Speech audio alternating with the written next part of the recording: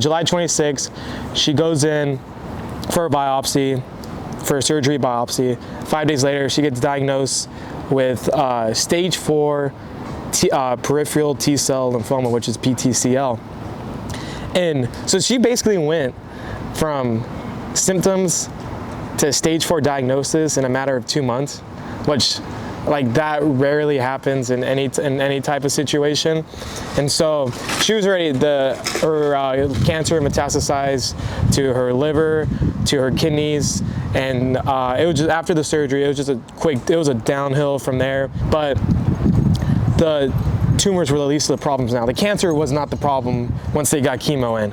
It was her body, derailing from her liver failing, from her kidneys failing, from everything else was just, that's what the cancer affects. My brother came in because my brother had at the time, you had to get Red Cross to get you out of the Army, because if your mom's sick, that doesn't qualify you to get out unless your mom dies. So you had to qualify through Red Cross, get him home. So we got him home that weekend, and it was the best weekend that we ever had. Like the woman and mom was sick, so I'm thankful for that. For my brother was able to see that.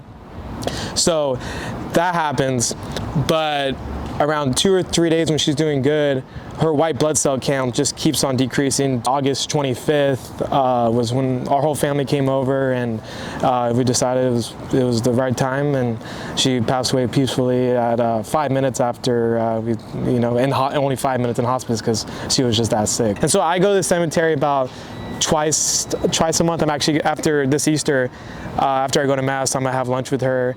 And I feel like that's a good way to be close with her. I play her music, I bring my beach chair, I sit with her, clean up her gravestone. I feel like that's a big part of being connected to her.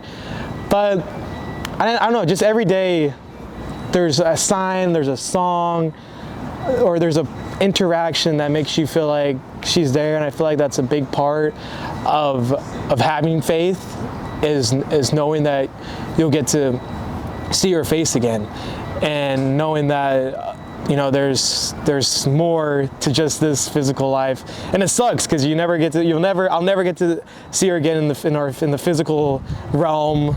But hopefully one day, and I pray that I'll be able to see her again and be reconnected. It's like a club. Like you don't get into that club unless you know that you have the pain to get into that club. Going to a cancer hospital and seeing a regular hospital is sad.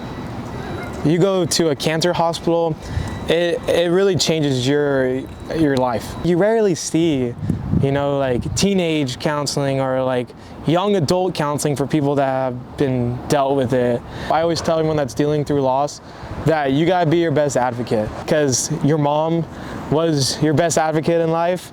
And so this is your time to kind of step up and be the mom in the situation when your mom's not there. I've given 4 eulogies in my life.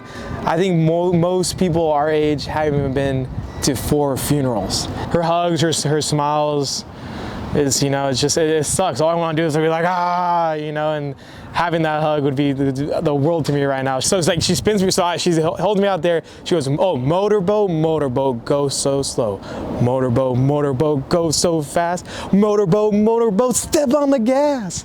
And so she would do that every time in the pool. And probably till I was about 12, because she just couldn't do it anymore because I was just that big. But that's a great memory. It's also knowing how precious life is that makes you have a new outcome, because you cherish everything in life. You cherish that you don't have to go to the hospital day in and day out. You cherish that you're healthy. You cherish the people around you are healthy. At the end of the day, it's your life, and you're gonna have to be the one that gets through it, step by step, and overall will make you a stronger person. Be somebody that makes somebody feel like somebody.